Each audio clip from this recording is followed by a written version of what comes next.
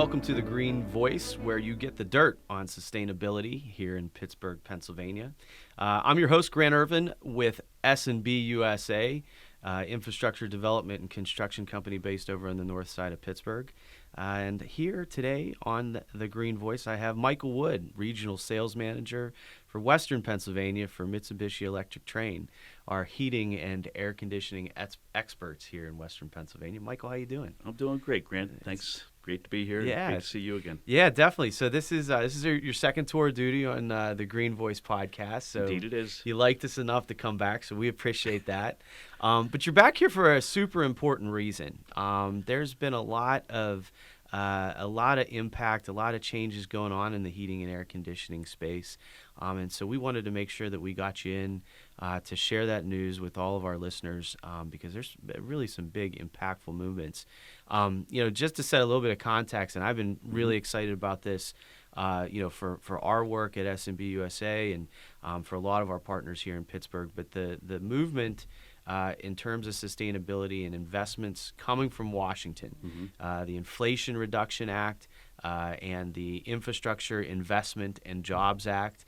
We could probably throw the CHIPS Act in there too. I don't know. We're going to talk. There's actually some chips that we'll probably talk about as well. Not the tasty kind, but the computer kind. But the Biden administration, and through the support of Congress, has made generational investment here in terms of the IRA and the IIJA. We're going to get all these acronyms straight. But it's really going to be a big impact for residential homeowners and for commercial building operators. Tell us a little bit about that from Mitsubishi's standpoint in terms of how it's impacting your business and the work you're doing. Sure.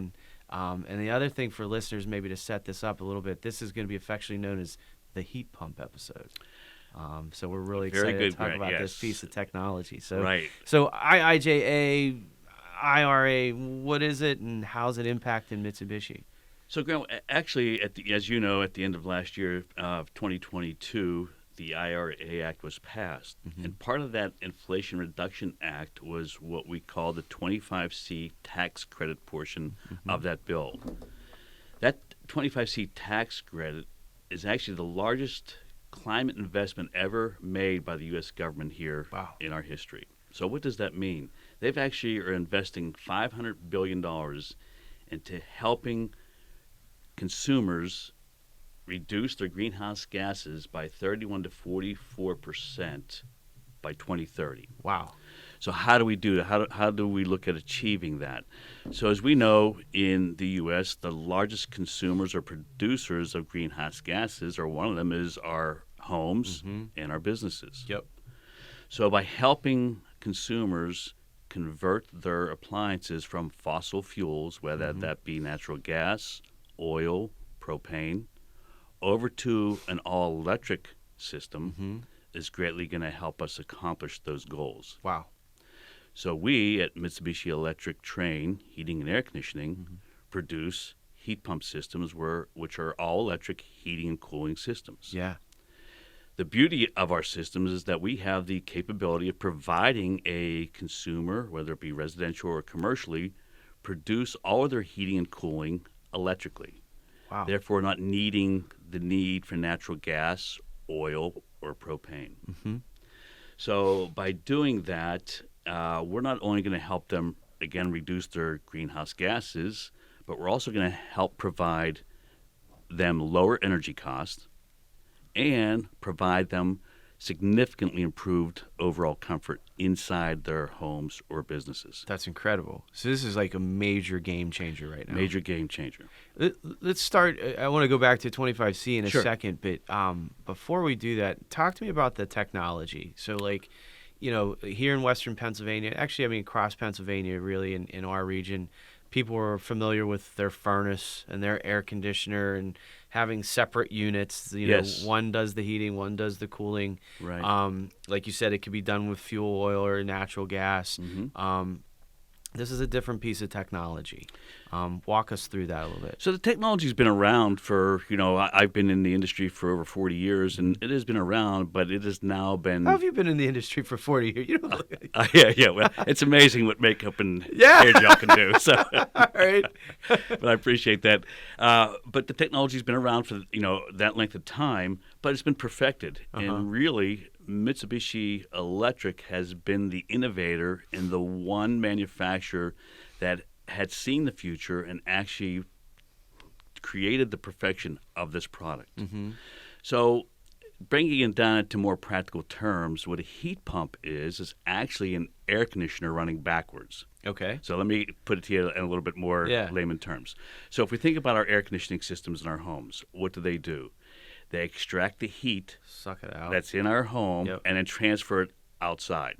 So if you're over top of an air conditioner in the summertime, you're standing over top of it, putting your hand, you're all feeling that hot air coming out. off, right? That's the heat that we've extracted from the home. Okay. So in the wintertime, we reverse the flow of the refrigerant in the system. We now take the heat that's in the ambient air and outside your home and convert it into usable heat inside the home. So now with the heat pump running in the wintertime, you go to your air vent or the unit on the wall and you feel the heat coming out of that unit.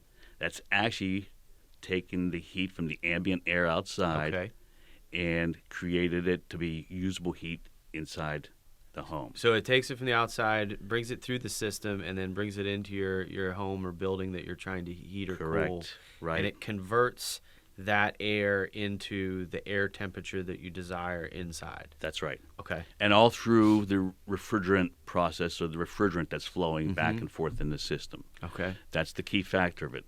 So now what happens by doing that is we have one simple machine outside doing both jobs, heating and cooling. Now people always ask, well, how can there be enough ambient heat in the air outside to make it usable heat? But actually, there is plenty of heat in the ambient air to be converted to be usable heat. So our systems can provide all the heat a consumer needs down well below zero. Okay. So our systems are guaranteed to heat, and produce enough BTUs that a home or business will need well below zero ambient air. So for, in a place like Pittsburgh in particular, which we love our weather here in Pittsburgh, right? Well, depends who you talk to. Depends who you talk to. I'm just trying to be positive on a rainy day here in Pittsburgh. But, so we get super hot summer days. Yes. They're very humid. We can also get super cold winter days, and then we get fluctuations in between. In fact, we might get that super hot summer day and the super cold winter day in the same day. Right. So how does the system regulate kind of between that? Is it I know you guys have also added a lot of intelligence into the systems too. So talk me through those kind of fluctuations. Sure. In some of our products, we actually have where you can put the system in an auto mode position where it'll automatically switch by itself between heating and cooling based on what it senses the need inside the space. Right. So it's pretty simplistic on it telling the system, hey, I need some cooling. So it reverses the refrigerant flow and provides air conditioning to the space, or vice versa, switching it back to heating. To heating. All that can be done automatically. So let's go through this kind of step by step then. So we'll start with the residential side. You're a homeowner. You're looking to make a switch, whether your furnace or AC is kind of at the end of its life, which is probably the right time to make this decision. Right. You're looking for a new heating, cooling source. What's kind of the next step, or what are some of those things that the residential homeowner should be thinking about? Great question. So as a consumer, when they're faced at looking to update or replace their current heating and cooling system, and let's just use the example, they have a gas-fired furnace down in the basement, central air conditioning unit sitting outside the home. Yep. So now, if they're really concerned about being environmentally friendly and considering the next choice they make is going to be here, or they're going to be having it for the next 20-plus years, most likely. Okay? So it's very important on the choice that they make. This is a generational decision that a homeowner makes. That's right. So they have a couple options. A, they could remove the gas furnace and the air conditioning unit and put in a straight total heat pump package. Okay. So they would have a unit down in the basement that looks like their gas furnace. Okay. They would have one of our heat pumps sitting outside the home, just where their old central air conditioning unit would be. Got it. And then we would have the new refrigerant piping put in, and now they would have a heat pump system. Okay. So the heat pump system now So it's is kind of like a one for one. one for one. Yeah, Okay. replace. So pretty simple replacement. Okay. Depending on, we have a couple different choices that they can choose from, different models, depending on how much heat they think they need in the home. And, one of our diamond contractors would evaluate the application and make recommendations to them based on that. So there's some, engineering and forethought that has to go into it to be able to give them the right choices. But they In could terms of wind size up of system, sizes, or- right, okay. and deciding on what heat pump system they need for their home to give them the maximum energy savings and the best potential comfort Okay. in the home. So you're going to have certain systems that are sized for a smaller house, for a medium-sized house, for a large house. Right. Okay. And we have different products that also provide different levels of heat production. Uh-huh. So we have some of what we call our hyperheat systems, which is our premier system Okay. that can give a consumer 100% heating capacity by itself all the way down to 5 degrees Wow. or below. So Okay. we can guarantee usable heat down to minus 13 degrees. Okay. Okay. So with that being said, that system most likely could be that's only sole source that the home needs.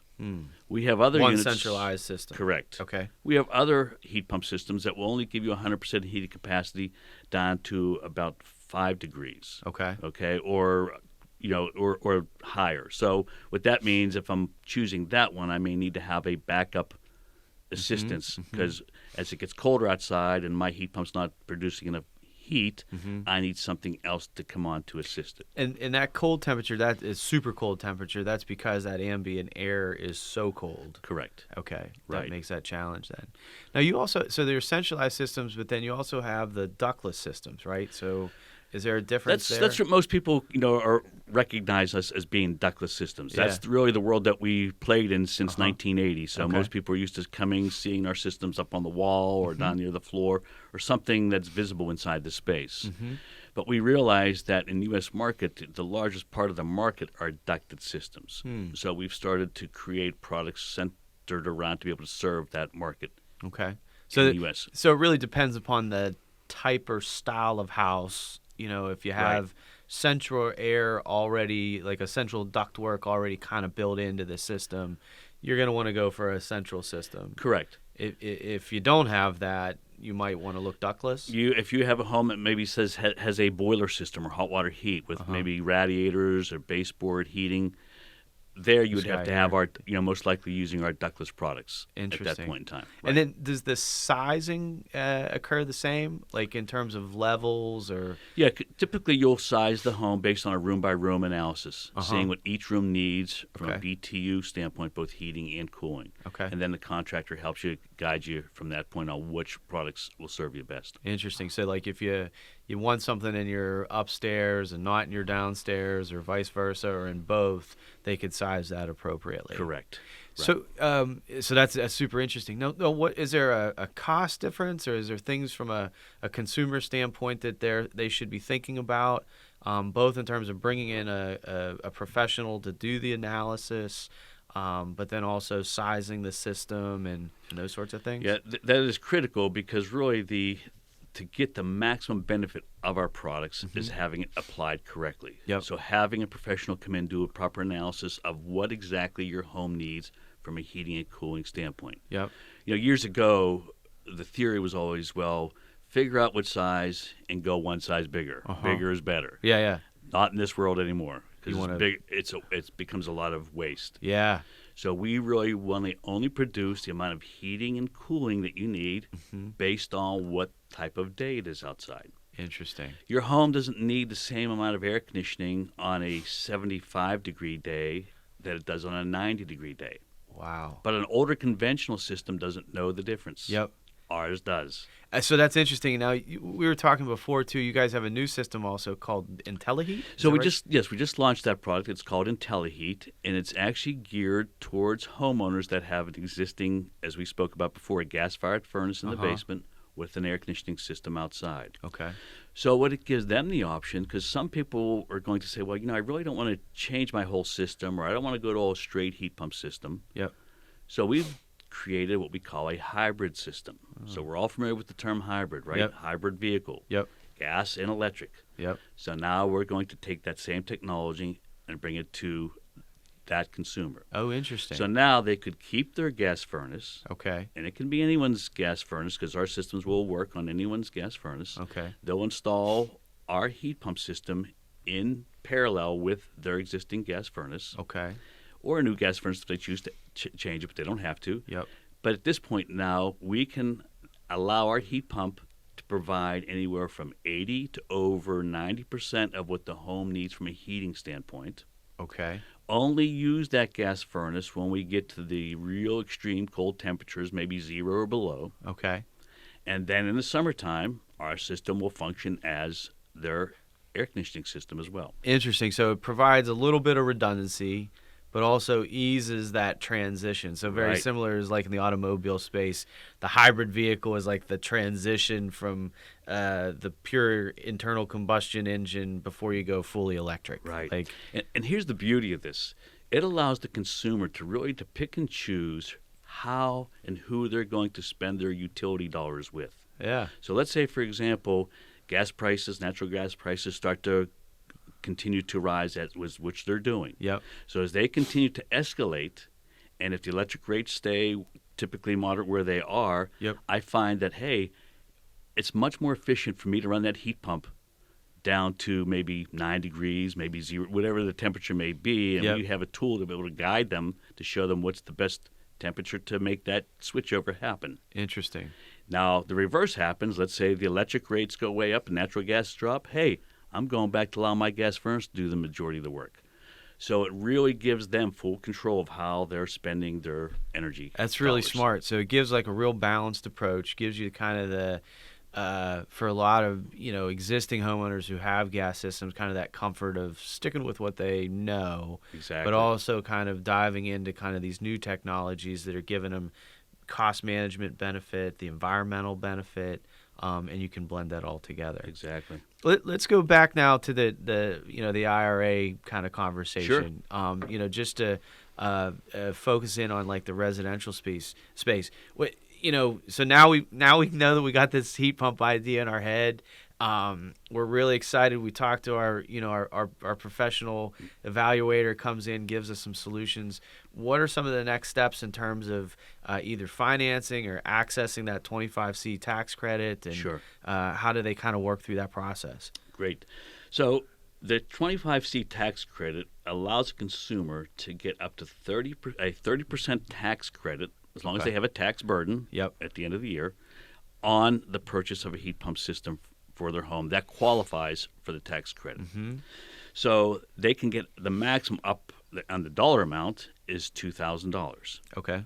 So if they're investing into a heat pump system that qualifies, they will get a full 30% tax credit up to that $2,000 max credit limit. So that's a significant chunk off Yes. of a price tag. And there's an additional $1,200 tax credits they can also achieve over and above that. That would be for improving maybe their windows, doors, wow. insulation. So they can So max you can out. add other energy efficiency measures into the whole package. Correct. Okay. Right. But on the heat pump side, specifically, it's a max of $2,000. Now, before you go into the system, I was a big fan of this, and working with my friends from Kia, the Keystone Energy Efficiency Alliance, and Yes. some others like that. Getting an energy audit, is that something that you would recommend before you get into a system, or is that necessary? Or It's not a bad thing to do, particularly if they're looking to see what kind of improvements they can make over and above the basic Yep. improvement to the heating and cooling system. Because there's other areas of the home they may not be totally in tune with. Yep. The conditions of their windows, what kind of insulations in the walls or lack thereof, or Yep. attic and so forth. So So that's smart then, because then you're getting that full analysis, and then when you go into like that tax credit space, you know exactly what you can utilize it for in terms of the heat pump system, other energy efficiency measures, whether that's insulation or windows or whatever the case may be. It's like taking your home for a physical, right? Just checking everything over, knowing taking exactly a little bit of blood, seeing what your numbers look That's like. Right. See what's behind the walls. Yeah, yeah. It's sometimes it's scary. Sometimes there's nothing. It can be. Nothing behind the walls. That's right. Well, so that's awesome. Maybe let's transition to the commercial space a little bit. Sure. Same types of issues, right? So, larger scale in many cases, the commercial building environment. You have a lot of people here in Pittsburgh, a lot of commercial developers who are looking at everything from LEED certification to the Living Building Challenge is another term that we hear about pretty frequently with some of our buildings. Well certification. Sure. How does a commercial either owner operator or a developer start to have this conversation with regards to heat pumps? So again, the best way is if they have a relationship either with a HVAC contract professional or maybe mechanical engineer is a good way to start out to find out, bringing somebody in, going back similar to what you were talking about, the home audit, but bringing somebody into space to evaluate, okay, what are we currently doing in this commercial building?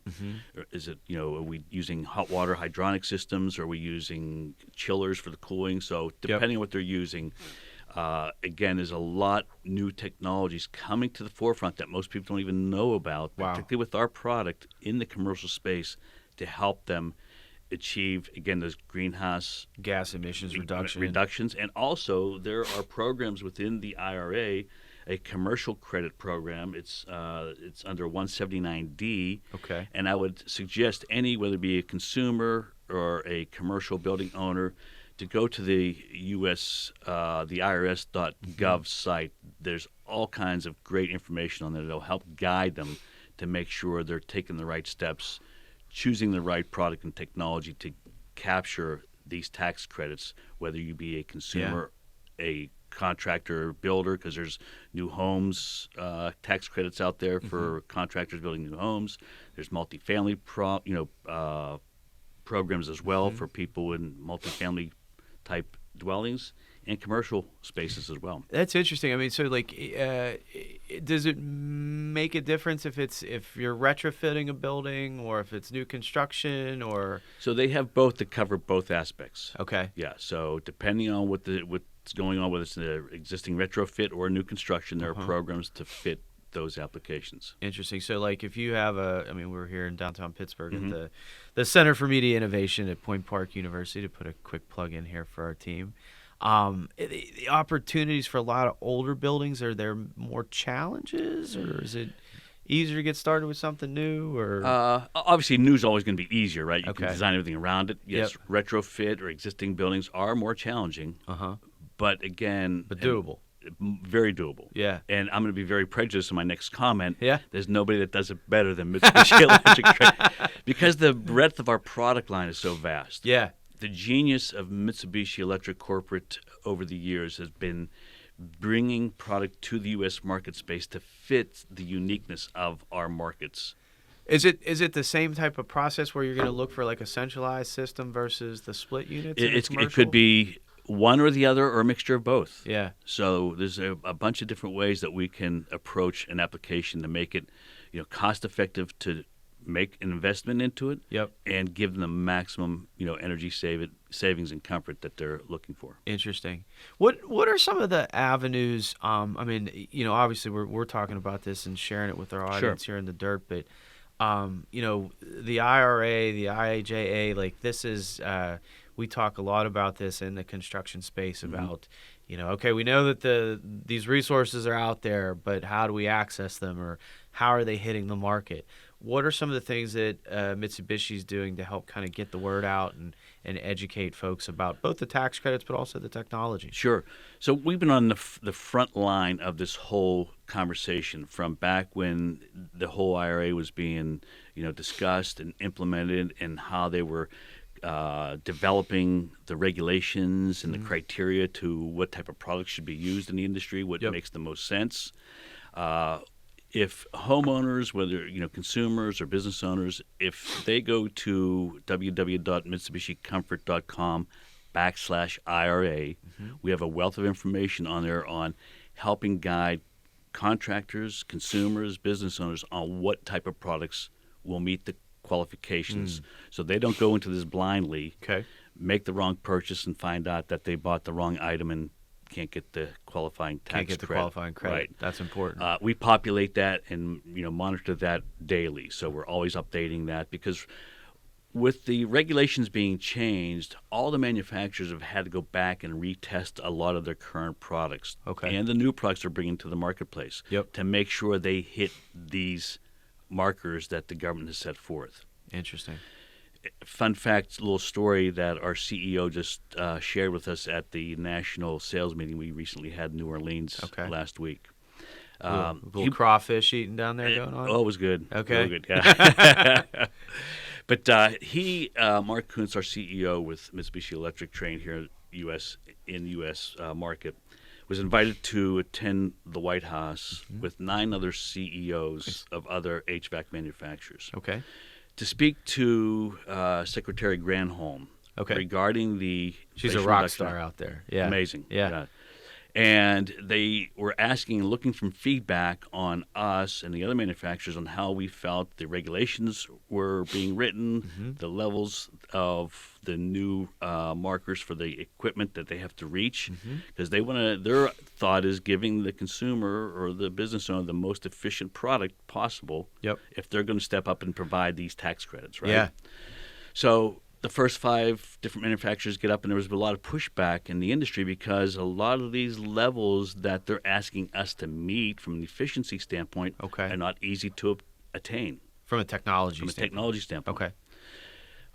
Our CEO was able to get up as number 6 speaker and said, Madam Secretary, we currently have the most product currently out of anyone in the industry that already meet or exceed some of these that's new awesome. regulations. Plus, we're continuing to bring new product to achieve these goals. That's amazing. She got up, closed her book, and said, gentlemen, that's all I need to hear.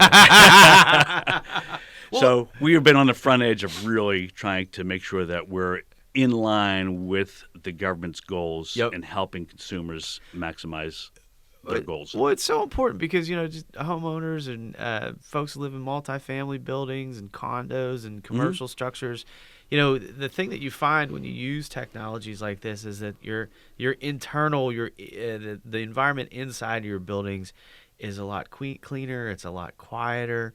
And so it makes an impact not just from a cost standpoint or a carbon standpoint, but just from the health and wellness of your building. Like we spend, for better or for worse, so much time indoors, and so when we're thinking about kind of utilizing this equipment, there's just a lot of benefits that go along with one another's. One of the things too that I'd be interesting. You're also starting to see a trend. Like this isn't a Johnny-come-lately type of activity in terms of heat pump adoption. Like talk a little bit about that in terms of the market growth and some of the things that you see there on the horizon. Sure. I think I mentioned earlier when we sat down an interesting fact, which I just recently learned as well at our national sales meeting, that in 2022, and this is the first time in U.S. history that they track the purchases and sales of gas furnaces, heat pumps, air conditioners all across the board. First time in 2022, there were more heat pumps shipped and sold in the United States than gas furnaces. That's just crazy. So people are coming to the technology. Exactly. So the point is that this is not a fad. Yeah. This is a momentum building process. And we're one of our new marketing taglines is that we're building a heat pump nation. Heat pump nation. Heat pump nation is our goal. HPN, right? HPN.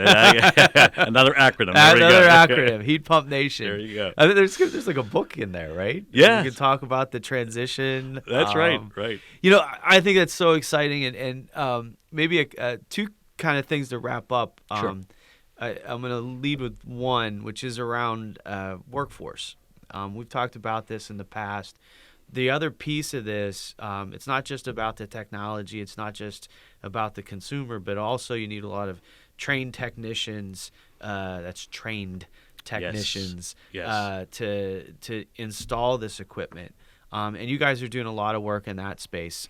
So two kind of final questions. I think one is, what are some of the opportunities for folks to get involved into the deployment of this technology? And the second is, from a consumer standpoint, what's some of the next steps if you're interested in getting a Mitsubishi or a heat pump system? Sure. So the one that our biggest focal points as a manufacturer, we recognize that our products are only going to be as good and effective as the people that are applying them and installing them. Mm-hmm. So we spend, every day of every week of every year focusing on the training of our contractors, Mm-hmm. their sales, service, and installation people, Yep. so that they are the recognized professionals and the experts in that space of providing the right and most qualifying technology that's going to Yeah. meet or exceed the needs of that end user. So important. So we've taken that and we recognize, okay, we see the shortfalls within the contractor world on being able to make sure that they're supplying enough, people in their business to be able to serve the community. Yep.